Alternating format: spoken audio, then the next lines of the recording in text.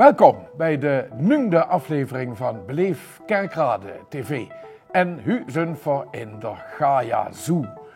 In de Jaat, zeg maar. En de vastelovend is pas hingen de rug. En na de vastelovend begint de vroeling, het vruchtjaar, de lente. En we kunnen dat beter zien als we in het dierentuin, waar alle neudeerscher waarom uit alle ekken tevoorschijn kroeven. Dames en heren, voorhand hartstikke leuke gasten vanmiddag. Verstaan natuurlijk in het teken van de gemeenteraadsverkiezingen van het Petra Dassen, zo meteen hij burgemeester van Ooststad.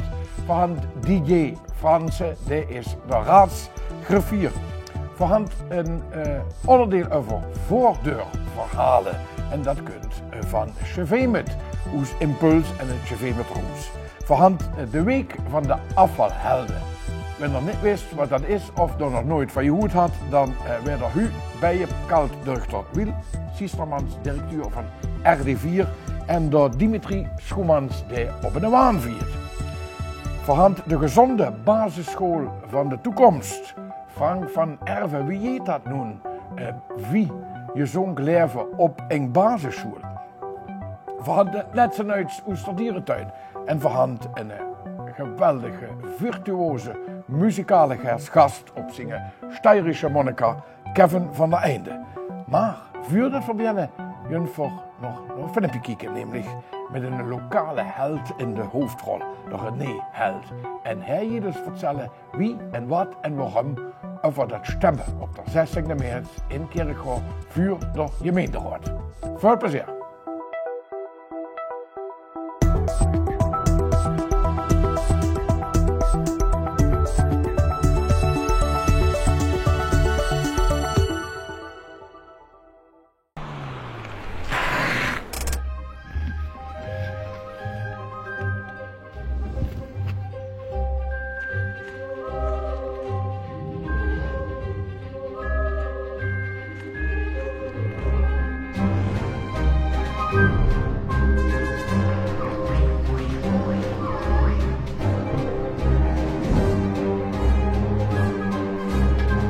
Hallo, ik kom de stem uitbrengen. Maar, du bist veel te vroeg. Kom je stem uitbrengen op 16 maart tijdens de gemeenteraadsverkiezingen. Want jouw stem maakt het verschil. Kijk op kerkrade.nl voor meer informatie en een stemlokaal bij jou in de buurt.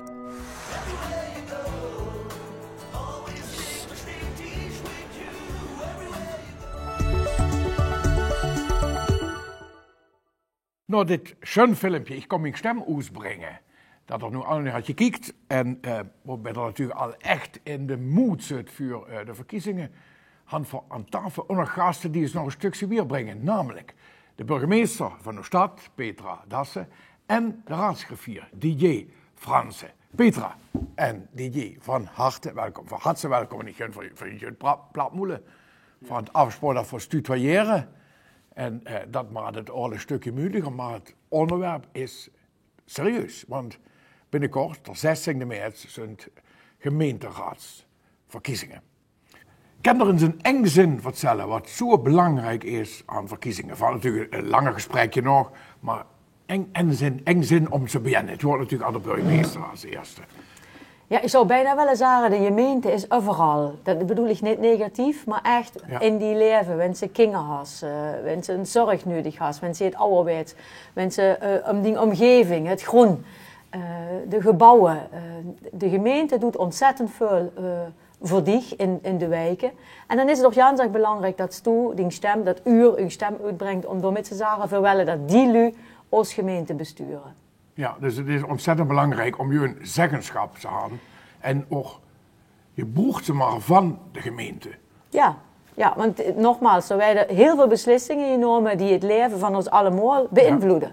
Ja, dat is Jans Klein, dat kan Jans Groos hier. Ja. En mensen niet je stemmen, ja, kan ze ook eigenlijk niet zeggen, dan had ze ook geen kans benut om te zeggen, in die lu had ik vertrouwen en die daarvoor voor mij dat bestuur. Dan mag ze wel enig niet meer houden er nog. Ja, dus is het. Ja. Ik zou zeggen, pak die kans en vorm dat bestuur. Precies. En dan daar ze allemaal nog wel een beetje rouwen, want dan had ze al reden om te rouwen. Mensen niet je stemmen, is dat gewoon een gemiste kans. Ja, oké. DJ, raadsgriffier. Ja, navolging wat de burgemeester al zei. Hè. De burgemeester zei vooral wat deed de gemeente allemaal. En waarom moesten ze ervoor gaan stemmen? Want daar had de gemeenteraad invloed op. Maar als we gaan kijken, wie is de gemeenteraad dan? Ja, dat zijn 29 mensen uit de gemeente. Die werden gekozen en de gemeentewet schreef dat ook voor. In de gemeente van de Kerkrade met meer dan 45.000 inwoners, daar werden 29 raadsleden gekozen. En dat gebeurt dus op 14, 15 en 16 maart. Ja, kijk, de best raadsgriffier. Ja, klopt. En wenn we nog gemeenteraadsvergaderingen kijken, dan zien we de raadsgriffier ook. Ja. Maar nooit in een echt pratende rol. Nee, normaal niet. Normaal zit volgens zo naar elkaar. Ja. Hè? Burgemeester en griffier. De burgemeester is dan op dat moment voorzitter van de raad. Ja. En ik ben ook ter ondersteuning. Ja. Ondersteuning van de voorzitter van de raad, maar ook ter ondersteuning van de gemeenteraad zelf. Ja. Ik werk voornamelijk voor de gemeenteraad. Ja. Ik ben de adviseur van de gemeenteraad. Regel ze praktische zaken, hè? Dat ze een goede iPad hebben, dat ze een wifi-account hebben, dat regelen we als afdeling, de griffie. En we verzorgen ook dat burgers te woord gestangen werden. Maar vervolgens ook dat alle raadsleden op die te stukken krijgen. En als ze vragen hebben, komen ze bij mij terecht met een eerste instantie dat ik probeer te helpen om zaken uit te zoeken. Hè. Dus als ze echt willen weten inhoudelijk over wat gebeurt er binnen de gemeente, komen ze in eerste instantie bij mij goed en dan probeer ik ze weer te helpen. Ja, en dat is ook een soort brugfunctie, zou je kunnen zeggen, tussen de raad en het college? Of?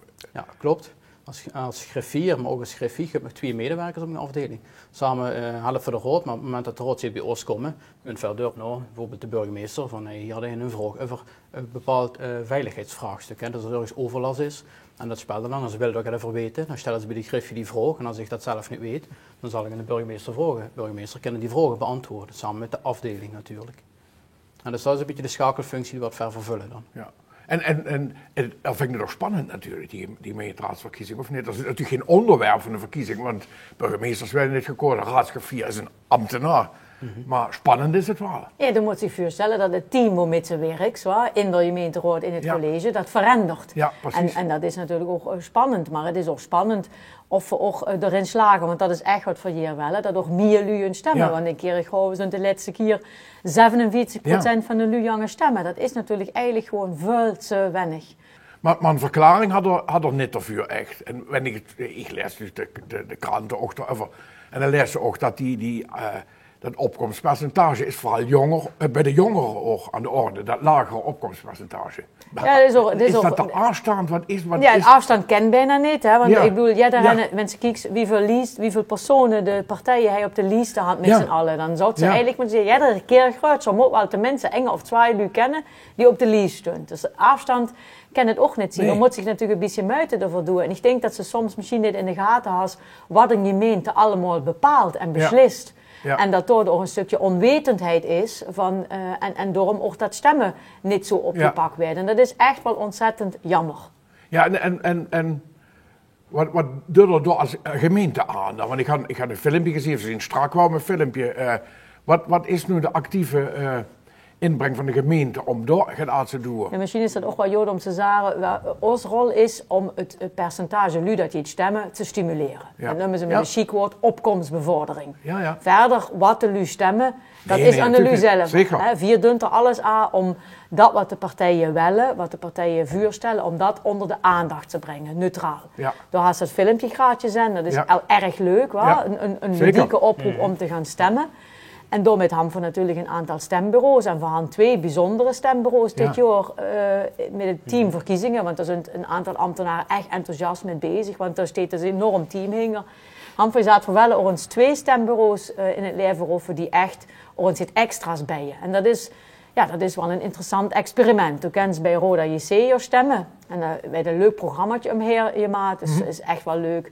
Mensen zeggen ook een voetbalfan bent, ook wanneer het niet bent, is het weer leuk. Dat club ook echt muiten vuur. Je kan zo'n beetje van een stadion zien. Ja, een stadion. Daar zullen ook van de spelers aanwezig zijn. Dus daar werd echt wel aandacht aan besteed. We wisten wel dat ze de vrijdag erop een wedstrijd hadden, dus dat ze zich ook moeten prepareren. Hè? Ja, dat is belangrijk. Maar toch is dat belangrijk en leuk dat er ook om dat stemmen hebben, het extra is. En zo verzitten we ook in de ja, om het zo maar te zeggen.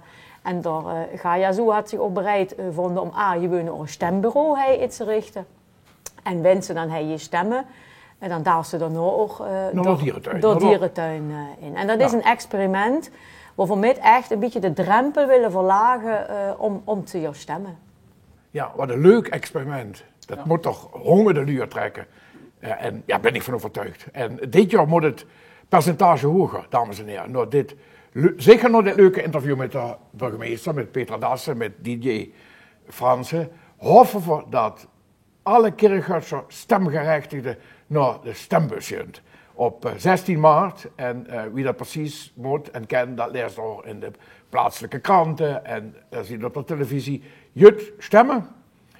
Maakt niet uit op wem, dat mag er zelf bepalen, maar jut stemmen. Dat is de oproep van ons Beleef Kerkrade TV aan u.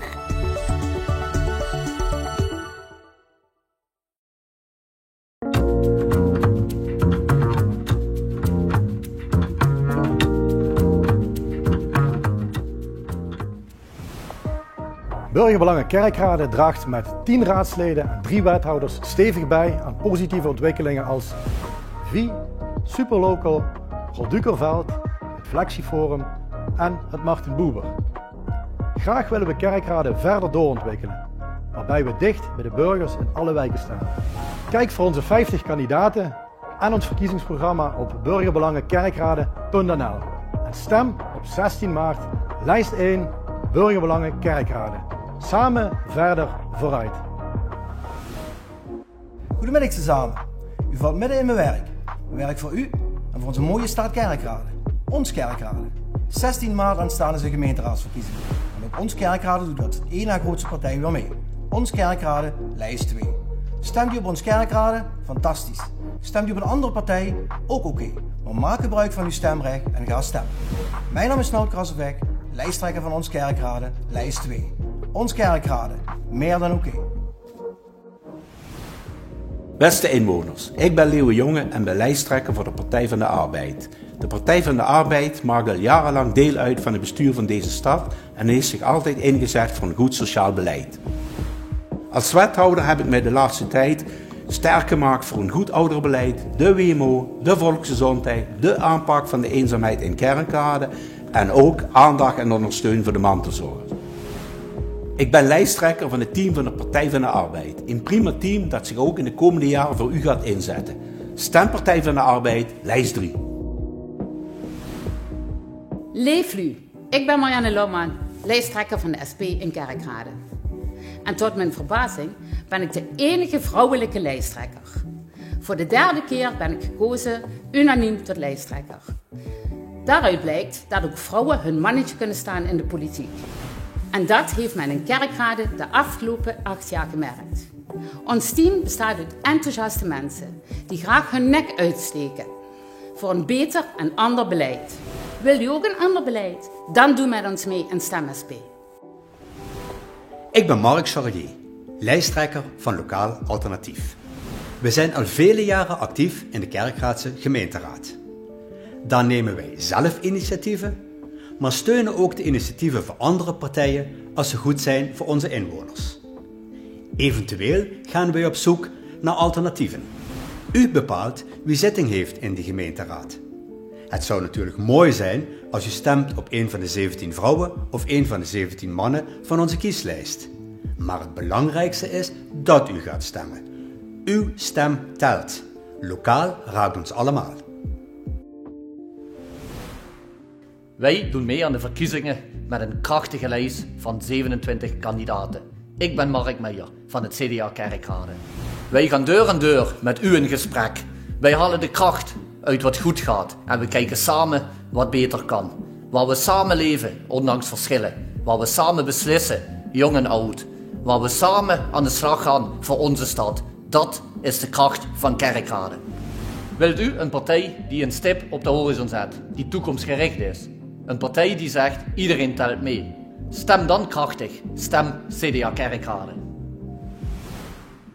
Ik ben Roger Kreuzen, de nummer 1 van de VVD in Kerkrade. Ik ga aan de slag voor een Kerkrade waar het fijn leven is.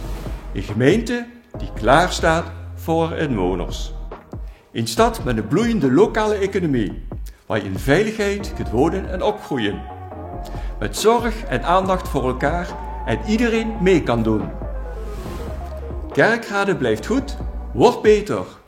Stem daarom op 16 maart VVD Kerkrade. Beste kiezers, ik ben Joop Baas, en lijsttrekker van de oudere partij Kerkrade. De oudere partij behartigt niet alleen de belangen van onze ouderen, maar ook van onze jeugd en alles wat ertussen zit. En onze slogan luidt: laat Kerkrade een leefbare stad zijn van en voor alle leeftijden. En daar hebben we uw steun voor nodig. Stem daarom Oudere Partij Kerkrade, lijst 8.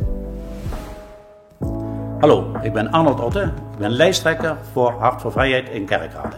Wij gaan meedoen aan de gemeenteraadsverkiezingen op 16 maart. 2 van onze speerpunten zijn medische vrijheid en directe democratie. Wij zijn een groep burgers die proberen zo goed mogelijk de mensen in Kerkrade te helpen en dat hopen wij als gemeenteraadslid te doen. Wil je een nieuwe stem in Kerkrade? Stem dan Hart voor Vrijheid.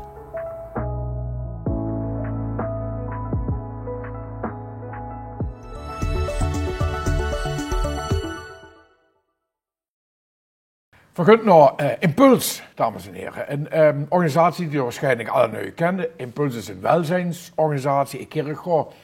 En we hebben u 2 medewerkers te gast, namelijk Nadine Spierts en Mariska Vreuls. En zie een vertel, dames en heren. En dat werd echt een verhaal waar ik ook nog niet ganz veel vanaf weet. Dus zet u gereed voor de voordeurverhalen. Nadine en Mariska, welkom. Dankjewel. Hoi. U werkt bij Impuls. Ja. En vertel eens vlot wat er doet. Wat is de functie? Wat was in principe, ik werk in het wijkpunt, het CV met Hoes. We zijn er in 2019 juni begonnen. Daar had zich zo'n actiecomité gevormd, omdat het vorige wijkpunt goed opgeheven. Dan had de gemeente gekozen van nou, we gaan een nieuw wijkpunt in deze wijk opzetten. En dat is het CV met Hoes geworden. Er zijn eigenlijk tal van activiteiten, van jongeren tot ouderen, heel laagdrempelig. Alle lui kunnen er ook naar binnen lopen, wenn ze een hulp vragen en dan gaan we kijken of we die lui kunnen helpen. Ja, nu weet jij er nou wat dat is, het chauffeur met Hoes? Het merendeel van Chevermond weet dat. We zitten er natuurlijk als welzijnsorganisatie. Ja, dat is ook voor die wijk. Is ook voor die wijk, precies. Maar we werken ook met partners samen. Ja, dat is niet alleen tot door Impuls zit, maar we werken ook met de zorgpartners. Stichting Gips, die zitten ook. En die doen ook projecten op scholen. Die zijn dan door gewoon gehuisvest en die hebben ook een deel van de receptie. En eigenlijk de oorsprong van een wijkpunt is ook het moet van en vuur de wijk zien. En gedragen werden ook door vrijwilligers. Het wijkpunt is eigenlijk vuur de buurt. Ja, maar u zit nadien, u zit betaalde krachten. Als het niet. Oh nee, ook vrijwilligers? Ik ben vrijwilliger. Ja, ik werk als vrijwilliger bij Vuur Impuls. Ja. En wat deed nu een vrijwilliger met voordeurverhalen? Ja, dat is een goede vraag. De vuurdeurgeschichtes. Ja, nou het is... Nee, de keren gaan we toch. Werk ze op CV met? Ja. Ik kom een vacature tegen voor een voordeurverhalenschrijfster. Een voordeurverhalenschrijfster? Ja, of schrijver, hè. Daar heb ik op geschreven. Ja. En dat project is al eens uitgevoerd in Maastricht. Ja. Door iemand die bij de WMO werkt in Maastricht. En eigenlijk is ze op zoek naar lui die een speciale hobby hebben of een speciaal verhaal, vrijwilligerswerk doen en die in de wijk Chevermond wonen. Yeah. En dan kreeg ik via Mariska of via Hans Diederen van Gips, kreeg ik daar namen door hoe ik langs kan gaan om een verhaal op te gaan halen en een dus leuk gesprek. De eerste de bels aan. Ja. En dan zegt ik kom... welk verhaal had met mij, welke geschichten zou er heen in ons Kirchensblad had met ons te delen? Ja. En had ze een leuk voorbeeld? Ja, ik heb er wel een paar. Een vrijwilligster bij het Chef met Hoes, die werkt 4 dagen in de week als vrijwilligster, dus dat is nog wel flinke uren. Zo. En, dat is een complete werkweek. Ja, eigenlijk. Ze werkt meer bij mij. Dus ze is gastvrouw en ze zorgt voor het eten, voor het komen op de soep. Dat is 1 keer in de maand, zeg ik dat goed? Nee, komen op de soep is Giekerdonnerdag. Giekerdonnerdag. Dan verzorgt ze het eten en maakt ze een pruitje met de lui. En nog een heel leuk verhaal is van een meid, die is van Bloemeste, is die het heel anders gaan doen. Die is luchtballonvaarster geworden. Van Bloemist naar luchtballonvaarster? Ja, dat is nogal een switch, hè? Ja. Dus van dat soort leuke verhalen. En iemand wat foto's verzameld. Ja. Een zangeres. En dan is het natuurlijk de bedoeling dat ze met die verhalen de lu ook wel met in verbinding. Ja, maar ook inspireert. Inspireert. Om zelf ook het op te pakken. Ja, bijvoorbeeld. En zullen allebei dan voordeurverhalen schrijfster? Nou, nee, echt niet. Ik ben de beroepskracht van het wijkpunt, die wat eigenlijk de activiteiten faciliteert en ook de lui een beetje helpt en de vrijwilligers uiteraard aanstuurt. Ja. We willen eigenlijk ook heel veel met vrijwilligers doen, vooral van de wijk, voor de wijk, dat het gaat van hunzelf is. En een goede schrijfster vinden, dat is nogal moeilijk. Toen we met het project gestart zijn. Wat moet die aan voldoen, een goede schrijfster? Wat is ze dan voor een persoonlijkheid, wanneer ze voordeurverhalen schrijfster? Je moet goed kunnen luisteren. Ja. Die vertaling van de persoon moet ze dan ook goed op papier krijgen, zodat dat verhaal ook bij de persoon past, dat dat ook matcht. Ja. Dus degene wat geïnterviewd werd, kiet dat verhaal ook als eerste terug onder de naast, om te kijken van, stond er geen gekke dingen in? En bij die goedkeuring, dan moet ook een formuliertje nog ondertekend worden, omdat ze net zomaar mag publiceren. Ja. Dan dat voor dat pas plaatsje. Omdat het er voor u gaat. Ja, precies. Ja. En werken ze hier mee of niet? Ja, heel erg. Ja. Ik vind het heel erg leuk om met te werken. Ja. En wat gebeurt met die verhalen? Waar komen die dan? Die komen op dit moment op de Facebookpagina van het Chevet met Hoes. En ze zullen ook gedeeld gaan worden via Beleef Kerkrade. Ja. En ook nog op papier of niet? Of in boekvorm? Misschien dat erop vol ligt. Ja. Maar dat hangt er ook een beetje vanaf van de veelheid aan verhalen wat we gaan ophalen en het animo wat er voor is. Dus waar ze nu lezen, dan moeten ze naar de Facebookpagina van het Chevet met Hoes. Okay. www.chevetmethoes. Komt hier dadelijk onder te staan. Ja, dat is een schoon einde aan ons leuk gesprek. Nadine en Mariska, en ik hoop dat veel u naar die Facebookpagina gunt kijken en zich misschien nog aanmelden bij u, wanneer ze een leuk verhaal hebben in Chevet met over wat ze bezighouden, over hun hobby, et cetera. Nou, bedankt en veel plezier verder met het werk. Dank je wel.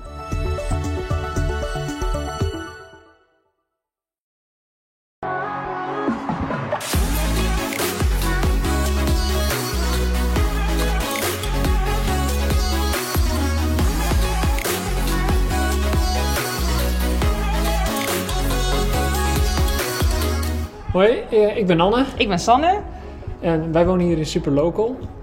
We zijn ontwerpers van beroep. En we kwamen via de Instagram van de IBA dit project tegen.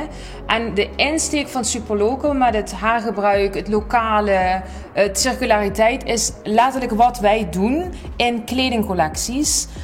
Wij brengen collecties uit zelf. En wij doen ook heel veel samenwerkingen met grote bedrijven, allemaal rond dat idee. Dus toen wij dit zagen en lazen, toen waren we eigenlijk was 1 + 1 = 2.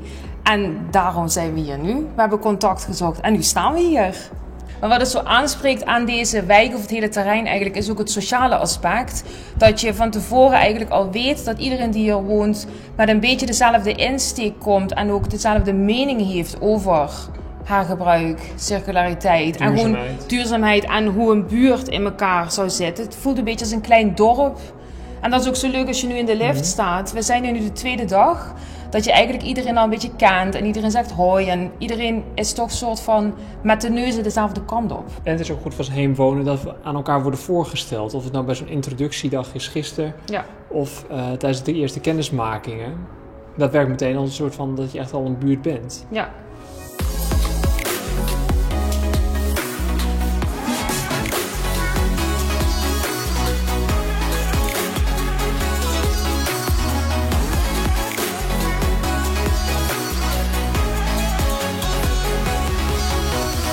Ik ben Kevin Oos en ik ben 33 jaar. Ik ben een inwoner van Superlocal. Ik ben 4 jaar geleden begonnen met het Superlocal project bij Te Woel. Dus om eigenlijk een beetje te kijken hoe het zich ging ontwikkelen. Ik had toen op tijd nog niet het idee dat ik een inwoner ging zijn. Maar het interesse in het project vanwege de vernieuwing van recyclen en het vernieuwen van ouderwetse dingen. Nou, nieuwe dingen heeft mij altijd heel erg geïnteresseerd. Dus vandaar ben ik eigenlijk in het Superlocal project terechtgekomen en heb me van daaruit als inwoner intussen kunnen manifesteren.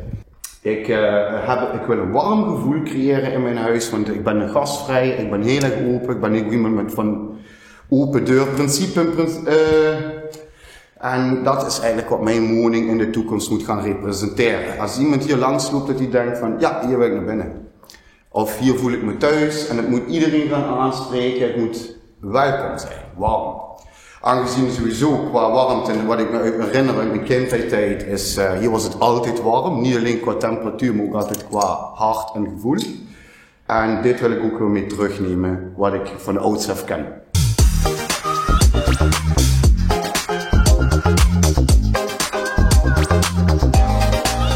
Mijn naam is Jenna, ik ben werkzaam als sociaal wijkbeheerder bij Heemwonen. En wij staan nu in het superlokaal van Superlocal.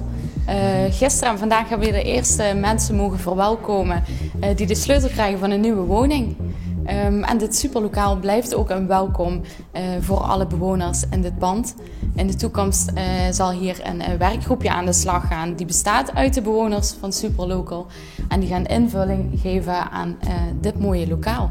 Om hier samen te kunnen zijn, workshops te kunnen geven, initiatieven te laten ontplooien, noem maar op.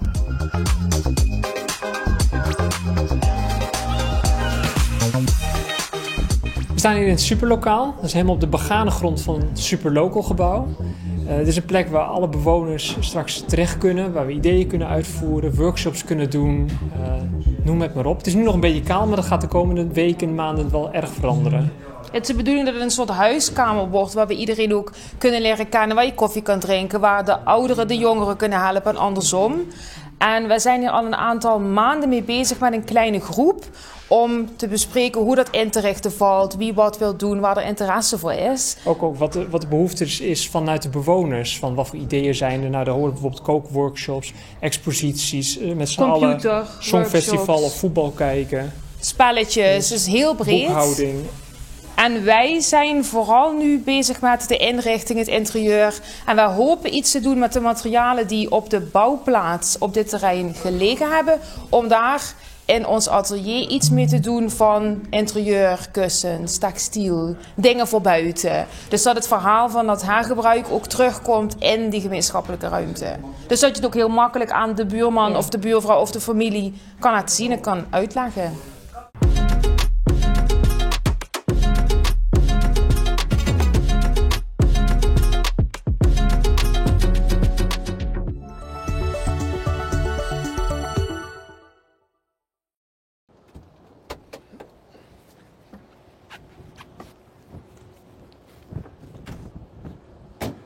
Zo Dimitri, we zijn er. Gelukkig. Ik ben wel eens benieuwd. Goedemiddag. Goedemiddag heren van de RD4. Goedemiddag. We zijn. Van harte welkom bij Beleef Kerkrade TV. Ja. Ik stel voor dat we ons lekker binnen zitten. Laten we dat doen. Dan kunnen we dan weer. Goed idee. We maken de wereld gewoon een beetje mooier.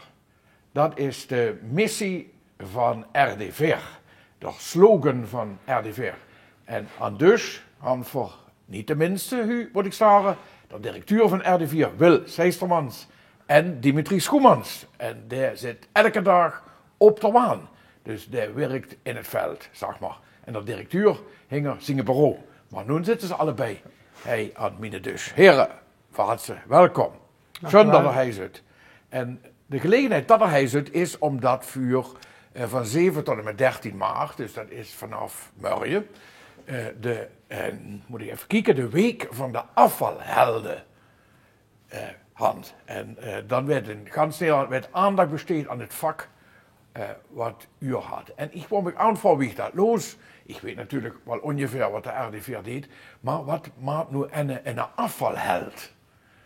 Wel door in het begin van het gesprek over vertellen.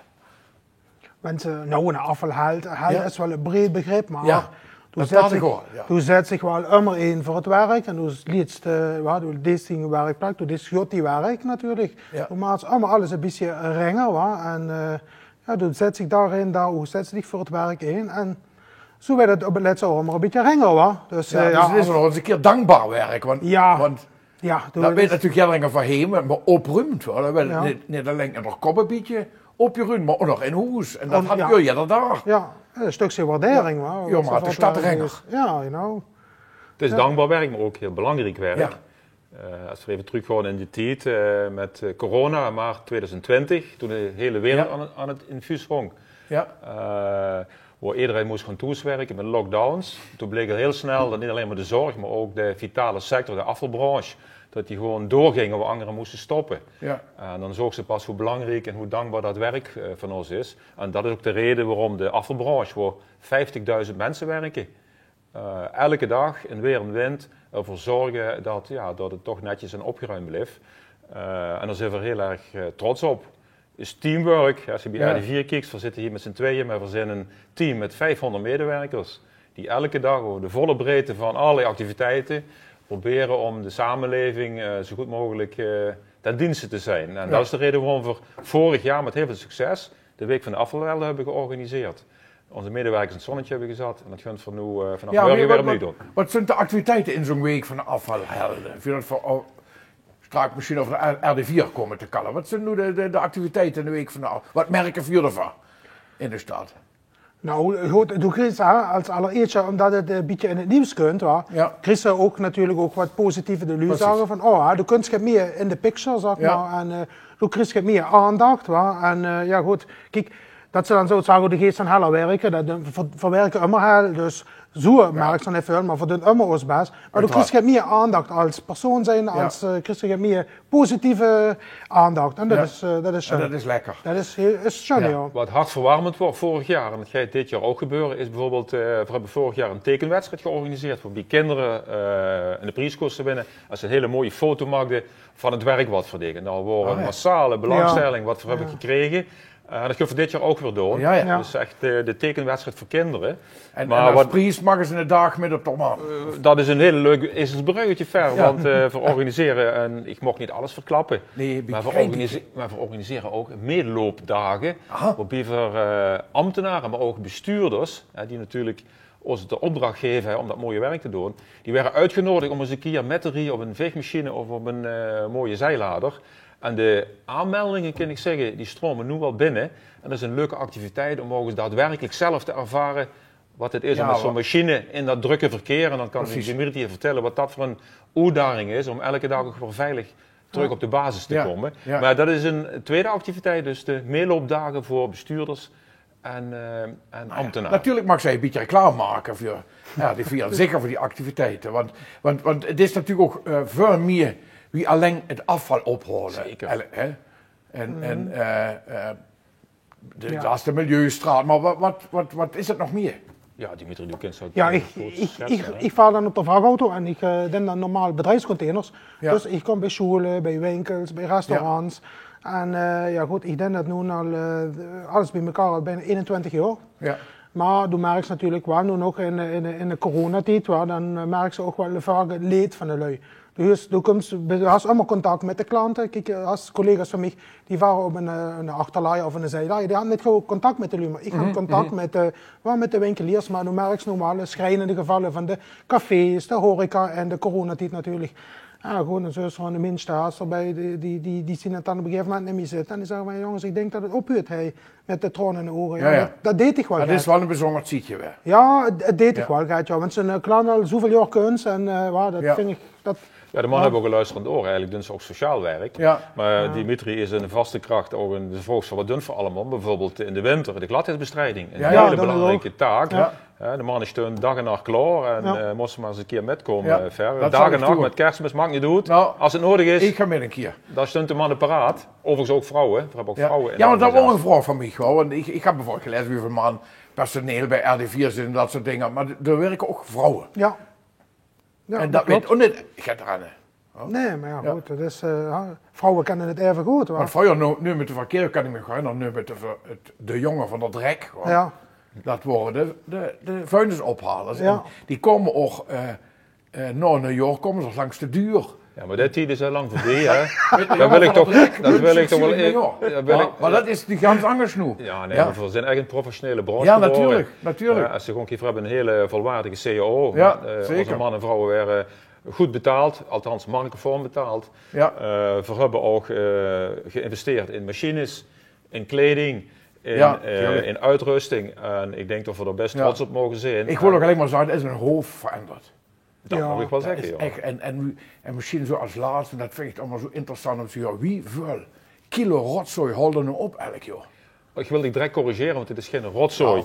Want het zijn grondstoffen. Herstel, wieveel kilo grondstoffen? Grondstoffen. Ja. Mag ik dat zeggen, Dimitri? Op jaarbasis stromen 180.000 ton, dus 180 miljoen kilogram grondstoffen door de organisatie. En we zijn heel erg trots, even samen met de burgers, want dat is een groot compliment aan de luisteraars, dat van die grondstoffen, dat bijna 75%, we willen nou 80% de komende jaren, gescheiden, schoon wordt ingenomen. Alhoewel er best nog wel wat uitdagingen zijn, hè Dimitri? Want soms zijn er nog wel eens containers waar nog papier en glas en andere waardevolle stromen in zitten. En het is doodzonde dat dat verbrand wordt. Want elke kerkradenaar moet weten dat op het moment dat je een grijze container op straat zet, kost zich dat €12. En als je goed kijkt wat erin zit, kan nog 3/4 apart gehouden worden. En daar zijn we blij met. Dan hoeven ze hem niet elke 14 dagen duur te zetten. Nee, zeker niet. Dus het zijn grondstoffen en ook voor de komende jaren willen we blijven investeren in die schone samenleving.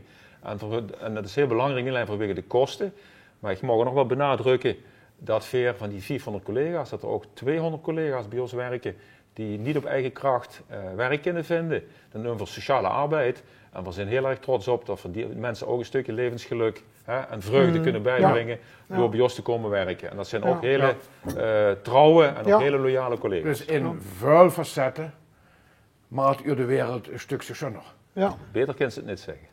Bedankt, Wil Sistermans en Dimitri Schoemans.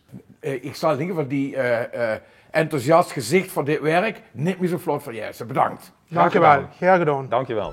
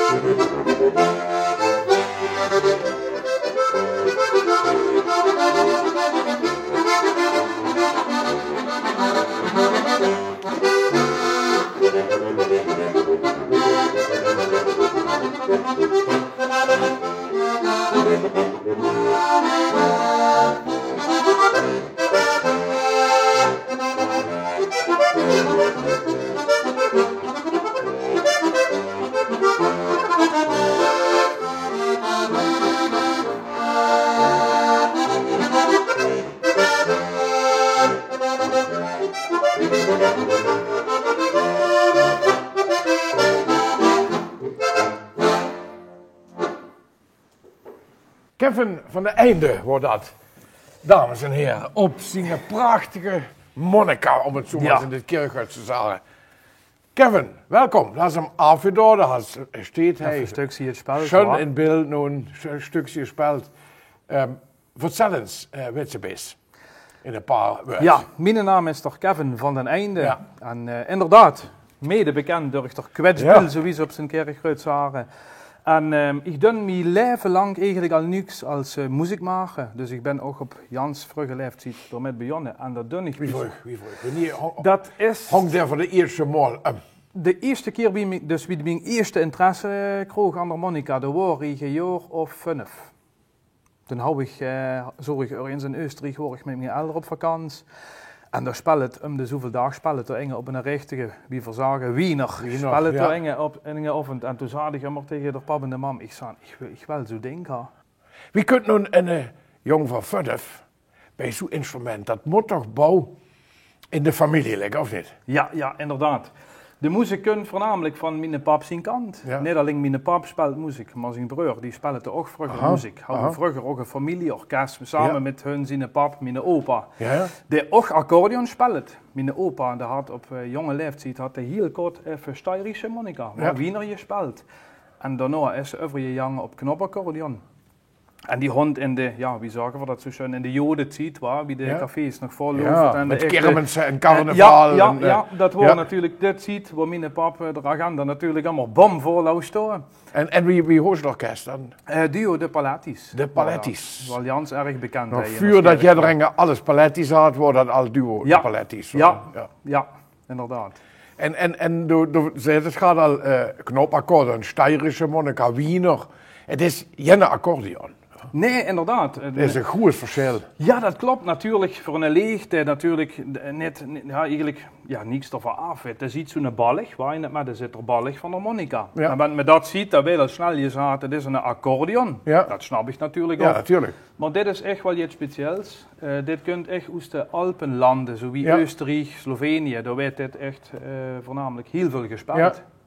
En wat is het verschil? Want die vraag ligt natuurlijk voor de hand. Ja, ik zal ze heel makkelijk, het eens proberen makkelijk uit te leggen. Ja. Want inderdaad, zowel aan de melodiekant, dat is die kant, als ook aan de baskant rond voor knopjes. Ja. En een Wiener is bekend omdat dat het diatonisch is. Ja. Dat betekent, wanneer ik aan een knoop duw, dan is ze, wanneer ik duw, klinkt de anders, dan kun je andere toe en dan wanneer ik trek. En moest trek. Gaat weer een mondharmonica voor? Ja, dus eigenlijk...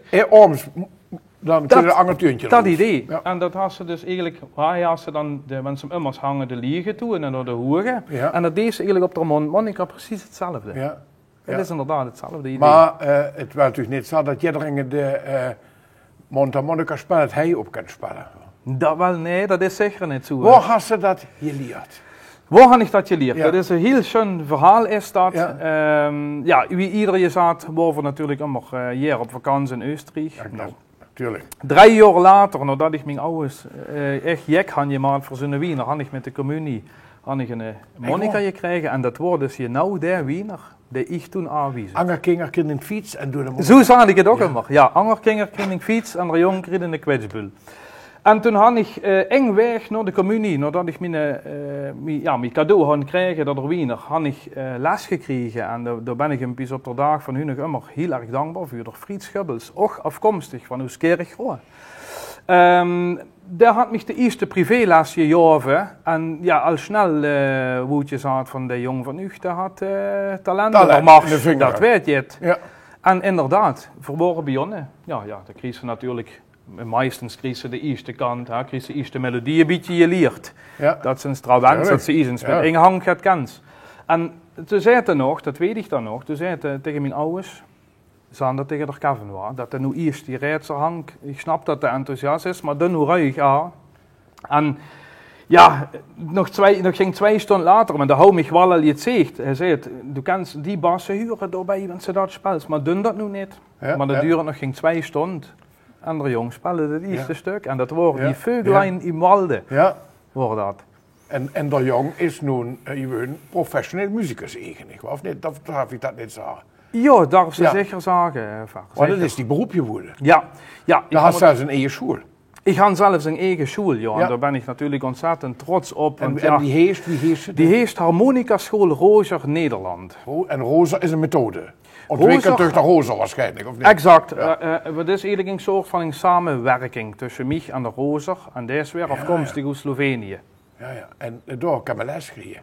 Daar kan men les krijgen, ja. Zelfs de dans nog 30 seconden reclame maken doen voor die school.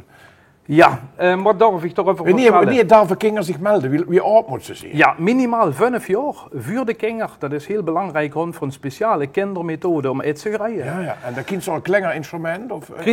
Voor ons ook instrumenten in de verhuur om op te starten, zodat de ouders niet meteen zo duur instrument hoeven aan te schaffen en ze eens kunnen kijken of het voor het kind is.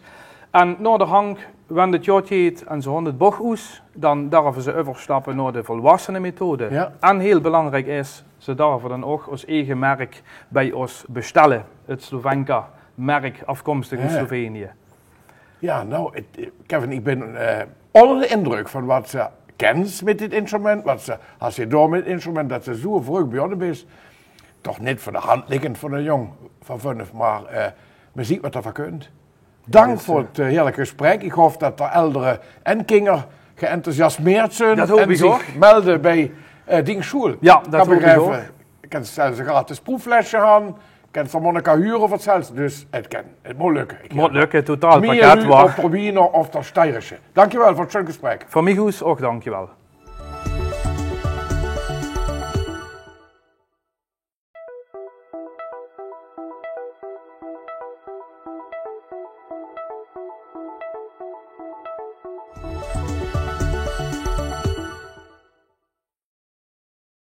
Aan tafel Frank van Erven, directeur van basisschool De Stelloper in het Rodukerveld.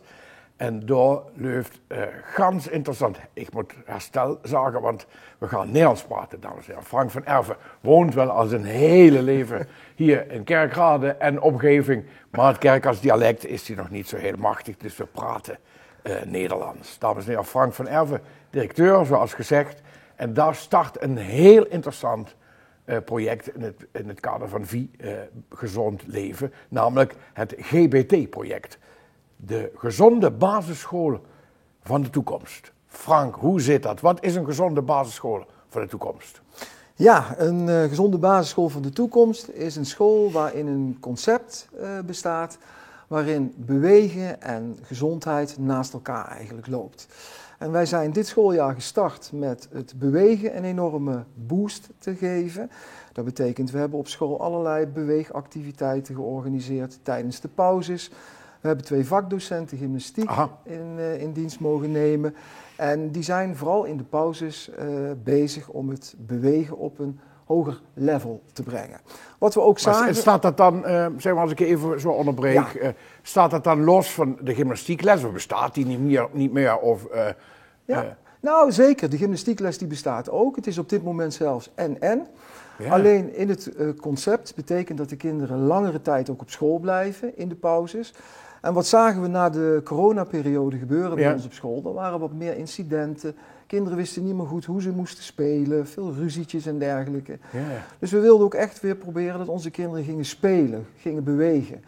En vandaar dat we het beweeggedeelte dit schooljaar begonnen zijn. En je ziet, er worden allerlei spellen aangeboden. Balspellen, tikspellen, hinkelen. Zodat kinderen echt weer leren bewegen en ook weer leren met elkaar te spelen. En daar heb je ook weer vakmensen voor een dienst die dan zo'n pauze begeleiden? Ja, dat doen we in samenwerking met kinderopvang Parkstad. Ja. En we hebben een aantal pedagogisch medewerkers en ook een aantal vrijwilligers. Ja. En die organiseren eigenlijk de hele tussenschoolse opvang op dit moment. Dus kinderen doen dat vrijwillig in de middagpauze? Ja, doen dat vrijwillig in de middagpauze. Ja. Daar hebben we wel ook bij de ouders goed geïnformeerd. Want wat zie je? Je hebt een aantal kinderen die vinden het prettig om, als ze pauze hebben, gewoon te chillen. En even zich terug te trekken. Precies, en niet gelijk allerlei spelletjes te doen. Dus wij doen het nu een uur, waarvan we zeggen, nou kinderen, het eerste kwartier doet iedereen ook verplicht mee. En heb je daarna geen zin meer, nou dan heb je ook de keuze om iets voor jezelf te gaan doen. Ja. Maar we zien dat de meeste kinderen in principe het fijn vinden om het uur ook vol te maken. Ja, heerlijk. Ja. En ik heb er natuurlijk iets over gelezen ook. En ik vond het natuurlijk heel interessant toen het opeens over conflicten ging. Ik ben in mijn dagelijks leven een conflictbemiddelaar, mediator. Okay. Dus ik denk dus je ziet dat als kinderen meer bewegen, dat is de theorie die jullie hebben, als kinderen beter leren spelen, dan worden die conflicten minder. Ja, klopt helemaal.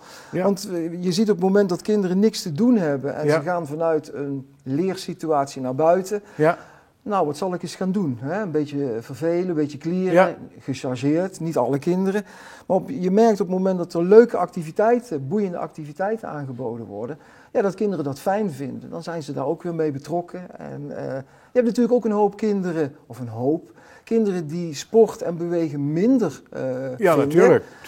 Want ze hebben en nog de verplichte gymnastieklessen en ook nog het bewegen.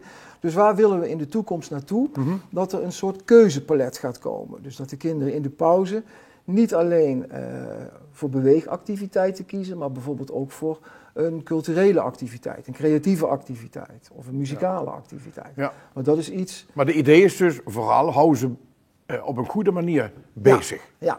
En sturen daar wat in. Ja, absoluut. Ja. En dat geldt dan ook voor voeding. Ja, klopt inderdaad. Want het is niet alleen spelen en cultuur, maar ook nog voeding. Ja, en dat is eigenlijk het tweede gedeelte wat het concept van de gezonde basisschool betreft. We hebben nu ingestoken op het bewegen. De voeding, daar gaan we, als alles goed gaat, na de carnaval mee beginnen. We lopen dit traject overigens samen met de schatkist, basisschool de schatkist. Die beginnen ook na de carnaval dan mee. En dat betekent dat er een gezonde lunch gaat komen. Een gezonde lunch. Echt van school? Echt van school uit. Vanuit de provincie wordt dat gesubsidieerd. Dat betekent dat de kinderen geen broodtrommeltje meer hoeven mee te nemen naar school. Dat scheelt ook wel werk voor de ouders. Hè? Het scheelt een hoop werk voor de ouders. We hebben ook een uitgebreide enquête gehouden bij de ouders of ze daar ook wel achter stonden inderdaad. Het bleek dat 90% van de ouders vonden het een goed idee. En dat was voor ons ook de motivatie om ermee door te gaan. En vanuit het lunchgedeelte komt er daar een heel gevarieerd aanbod.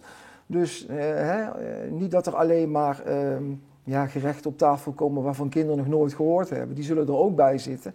Maar kinderen kunnen wel gaan kiezen uit wat er gegeten wordt. En kan je een voorbeeldje noemen of is dat nog niet helemaal duidelijk? Ja, ik heb van een collega die al bezig is, er kwam op een gegeven moment zelfs falafel op tafel te staan. En ja, er zitten ook gerechten, maar ook gewoon kaas. Want je hebt natuurlijk te maken met verschillende culturen die anders eten. Ja. En daar zien we eigenlijk ook weer kansen. Omdat onze school staat in het Roldukenveld. Ja. En ja, we hebben best veel allochtonen ook bij ons op school zitten. En dus wat dat betreft hopen we dat we daar ook iets in de voeding... De kinderen gaan gewoon samen aan tafel. Dus de tafel wordt gedekt. Ja. En ze kunnen kiezen, ze maken een boterhammetje. Ja, dat is het hele principe wat erachter zit. De vrijwilligers, pedagogische medewerkers, die organiseren het allemaal. En dan hebben ze dus een half uur de lunch. En daarna gaan ze lekker naar buiten en dan gaan ze geleide activiteiten inderdaad doen. Lijkt me enorm gezellig. Ja, dat hopen wij ook. Ja, want je ziet natuurlijk ook in andere landen, tenminste, dat weet ik bijvoorbeeld in Frankrijk, dan krijg je zelfs een warme maaltijd op school. Ja. Je gaat eigenlijk gewoon kant en klaar naar huis aan het einde van de dag bijna. Hè? Dus, dat is ook het principe wat erachter zit. Ouders die hoeven eigenlijk hun kinderen niks meer mee te geven. Het tussendoortje, wat altijd in de kleine pauze gegeten wordt. Dat is in de vorm van fruit en dat krijgen ze ook 's morgens geleverd. Ja, dus in principe is het gewoon wij denken een heel mooi initiatief. Ja. En dat kost ook geld, hè? Dat tenslotte dan, hè? Want dat bewaren we dan maar voor het laatst. Dat is het minst leuke onderwerp, maar wel interessant natuurlijk ook voor de ouders als ze dit horen. En ook een heel reëel is goed. Maar dat moet betaald worden. Precies. En het eerste jaar wordt het gesubsidieerd. En we hebben uitgerekend, of er is uitgerekend, dat de lunch kost voor de ouders straks €1,75. Als je ziet dat de producten die er geleverd worden, dan praat je toch gauw over een €4 per kind. Dus dat betekent €1,75 wat de ouders gaan betalen. Ouders betalen nu al €1 bij ons en daar krijgen ze eigenlijk niks voor. Daar worden de overblijfouders van betaald. En we hebben ook de afspraak met Stichting Leergeld, maar ook met de gemeente.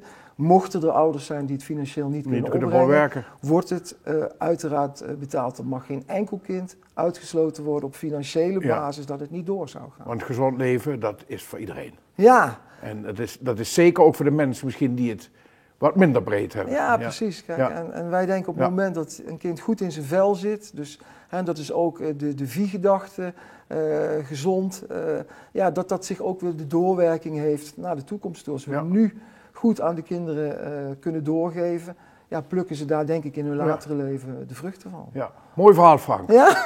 Bedankt. Kijk, als je het over gezond leven hebt, vie, en dan zat ik nog te denken tot slot, en dat heeft misschien ook nog een goede wisselwerking met thuis. Dus dan gaan ouders ook weer anders naar voeding kijken. En zo krijgen we iedereen naar een gezond leven. Ja, kijk, want als je ziet wat er in broodtrommeltjes vaak zit, dat is zo divers. De ene die heeft netjes de worteltjes en de komkommers en de andere, daar zit alleen maar het broodje hagelslag in. En, dus wat dat betreft daar grote diversiteit ook in. En over een jaar, Frank, laten we dat afspreken, kom je terug en dan zien we de resultaten in kilo's op de weegschaal. Bedankt voor het leuke gesprek. Absoluut, dankjewel, graag gedaan. Ik ben Anne Bosman. Ik ben Sanne Schepers. Wij zijn hier op het Superlocal terrein. Om precies te zijn de gemeenschappelijke ruimte, het Superlokaal. Het hele project heet Superlocal en dat is voor ons gevoel het nieuwe bouwen. Het kijken wat je kan doen met materialen die er al waren, het haargebruik. En dat gaat als het goed is ook plaatsvinden in het hele gebouw, het hele terrein en ook in het Superlokaal. Wat wij specifiek zo interessant vinden aan Kerkrade, maar vooral ook aan het Superlocal project, is de hele instelling van het omkijken naar je omgeving, het sociale, het duurzame, lokale. Dat passen we eigenlijk toe elke dag bij wat we doen. En we hopen dat hier in een combinatie van wonen en werken te gaan doen. En het is een heel erg interessant en spannend gebied. Zeker omdat hier heel veel culturen en landen bij elkaar komen. Daarnaast ligt Kerkrade heel centraal in Europa, waardoor je dus overal zo bent. We zitten om de hoek bij Aken, waar een trein gaat naar Parijs, waar wij heel vaak zijn. En dit is sowieso heel interessant, want er komen meerdere landen bij elkaar. Dus het is hartstikke gemixt en leuk en nieuw voor ons. Daarnaast heeft Kerkrade nog een ontzettend rijke historie en ook een ontzettend bijzonder mijnverleden. Dingen die nog heel erg ontdekt kunnen worden en ook nog beter kunnen worden uitgelicht. Iedereen staat open voor elkaar, iedereen helpt elkaar. Het is een echt dorpsgevoel, heel saamhorig. Men zegt Kerkrade is ver, maar Kerkrade ligt eigenlijk dichter bij alles. En dichterbij dan dat je denkt.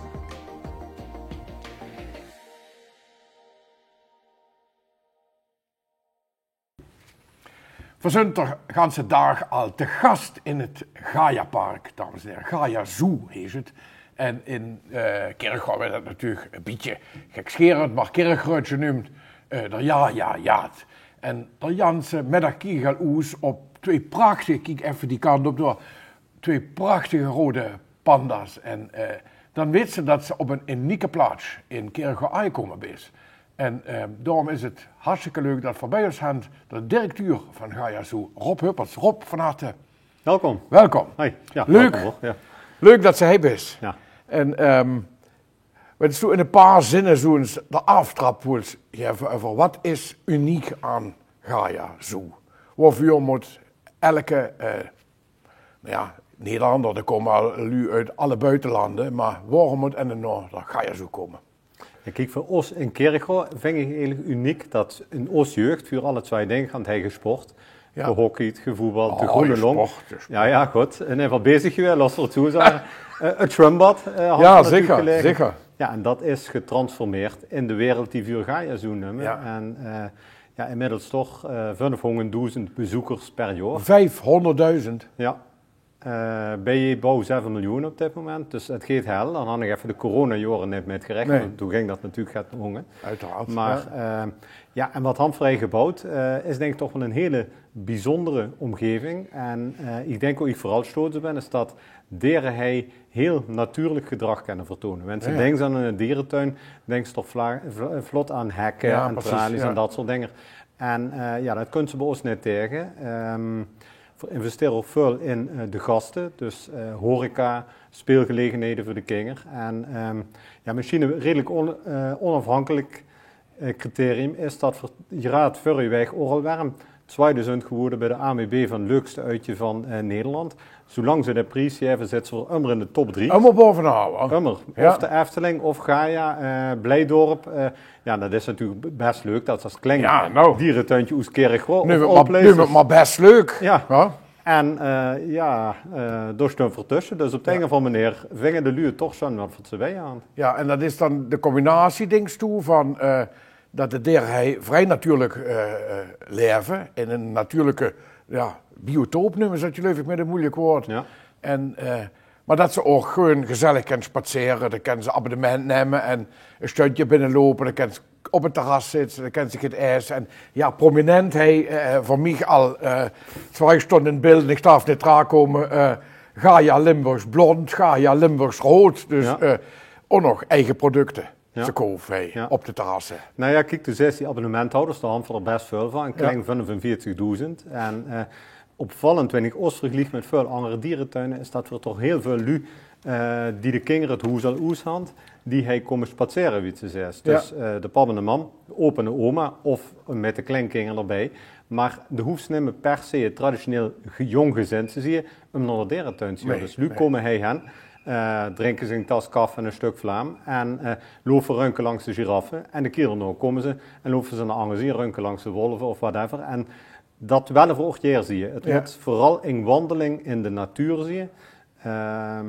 Vooral een soort filosofie. De producten die we gebruiken komen eigenlijk allemaal binnen 50 kilometer rond Kerkro. Dus verwerken niet met steng uit het verre oosten of wat dan ook. Je kunt heider kundersteen uit de grond of eikenhuis uit de grond. En de hele dierentuin is een beetje op dezelfde manier opgebouwd. En waarvoor deed dat? Wat is de achtergrond van die filosofie? Is dat... Ja, nou, omdat ik het zelf eigenlijk heel rustig vind. Doordat werd het meer een wandeling in de natuur waarin ze toevallig het dier tegen kan komen. En vaak mensen nog van die dierentuinen geweest, met name de traditionelere dierentuinen in Steer. Zie je heel vaak, dat wordt toen gebouwd, is inmiddels al een beetje getateerd. De verf is avondbladderen dingen. En dat wil ik niet. Bij ons is eigenlijk alles hetzelfde. Wat voor nu neu zijn bouwen. Mensen hoe hij deze zomer rondklust, gaan ze net zeggen dat dat neuer is dan een ding van misschien dat 10 jaar geleden gebouwd is. Dus die rust wil ik erin creëren. En wat nu deze zomer komen, zoiets is, wat is dan neu? Wat zullen er neu bouwen? Nou, op dit moment niet te missen is onze taiga-volière. Vorig jaar ongeveer rond die het hand verengnaadje had met Janssen vieze snij, zware pleksnij. En daar wordt die volière niet tegen bestand, dus die is als het ware ingeklapt. En die zijn van Jans op Neu bouwen, weer Jans op Neu ingericht. Reusachtig ding. Maar dat broegen voor hetzelfde stoel, wat voor losse verrozen, wat voor overal hij bij de rode pandas ook toepassen. En door ligt dat alle nu een beetje beneden. Dus dat is een groot project voor zo'n entree, niet te missen. We kunnen een compleet nieuwe entree, na 7 miljoen bezoekers. Met een entree die met alle respect een beetje een veredelde kinderboerderij wordt. Van nu echt een fantastisch mooi gebouw bouwen. En werd echt een blik van. Wordt ze u tegen 6? Ja, niet te missen. Ja. Niet te missen. En dan misschien even nog naar de corona. Het ziet natuurlijk een city die veel hingen zich wel los, maar we kennen niet erom hen. Ja. En wie vangen deren dat? Wie vongen deren dat? Nou, dan merk het zeker bij de dat die nu niet komen. Ja, zeker bij de intelligentere dieren, wie apen, et cetera. Ja. Die reageren dan wel heel sterk wensen voorbij kunnen. Want die zijn natuurlijk nieuwsgierig van nature. Het zijn nog dieren die maar dat totaal niet zo zijn. Die vinden het heerlijk rustig. Precies. Het is de eng soort voor de anger. Maar de dierenverzorger, ook heel belangrijk voor ons. Die vongen in het begin, ze heerlijk, die Lulu hoeft me net op de weg. Maar dat jengt er al vlot voor veel. Want het is toch leuk, die Lulu die vroeger, wie geeft hem met het jong girafje of de gorilla of wat dan ook. Ja. En dan had ze geen interactie. Dus, maar vingen die apen Lulu leuk? Ja, ik kan weinig aaps, dus ik ken het ze niet letterlijk voor. Maar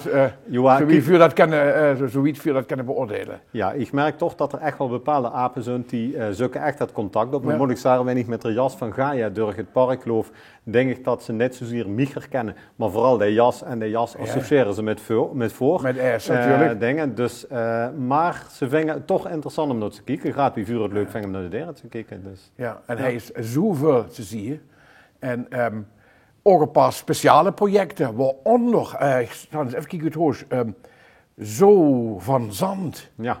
En er is zelfs als een zandsculptuur, staat hij al, dat werd de Zandsculpturenfestival. Ja. Ik hou al het gaas even voor de first future meer, maar dat werd het.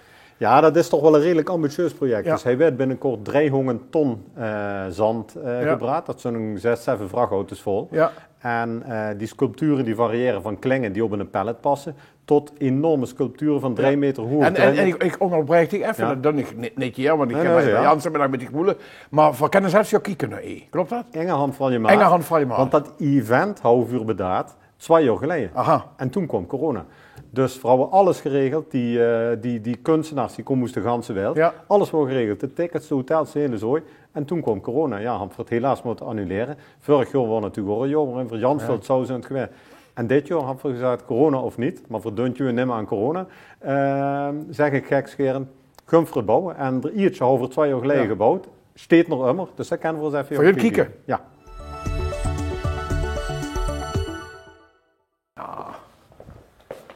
De Zin van Dam. Zo van Zand, een van de zandsculpturen al een jaar of 2 verder al. Ja, dat voor een hoofdzand, dat hebben we op een pallet gezet. Ja, voor, ik ga niks door, de jongen doen dat. Nee. En dat werd dan gekarfd, zo wie men dat in Joodkerkers noemt. En bewerkt met een soort spray, en dan is dat kei, hè? En dat zou weer en windbestandig zijn. Ja, ongelooflijk. Ja. En wie veel komen er nog bij dan? In totaal gaan we 10 bouwen, waarbij er een paar zo klein zijn wie dit, maar er zijn er ook bij die zijn 8 meter breed, 3 meter, of 8 meter lang, 3 meter breed en 3 meter hoog. Dus het zijn enorme dingen. Ja, dus echt, ja, jullie moeten gewoon kijken. Want zie je nu een beeldje ervan, maar dat moet ze in werkelijkheid zien. En dan kan ze ook komen kijken, wanneer die jongen aan het bouwen is. En dat denk ik dat het extra leuk maakt. Dus voor Janne met een berg zand verlossen zie je dit maar de tweede. Dan komen die kunstenaars en ja, je ziet het groeien. Geweldig. En wanneer? April beginnen we. Voor de meivakantie kunnen de lui zo het verdig moeten zien. Schön. Ja, voor komen kijken. Rob, bedankt voor het bezoek aan Gaia Zoo. Ook bedankt dat ze gastheer is geweest vanmiddag. We komen alle kijken. Het vroegjaar is begonnen en wanneer het vroegjaar begint, dan moet ze in ieder geval op één plaats zien. Dat is in de dierentuin. Dus ik roep u al nu op. Komt kijken. En dat wordt deze uitzending van Beleef Kerkrade TV. Dank worden al onze gasten. De Rob Hannega bedankt van een ontzettend leuke middag gehad hij in Gaia Zoo. En voorzien dus u keer terug op de 3e april voor de volgende uitzending van Beleef Kerkrade TV. Adieu.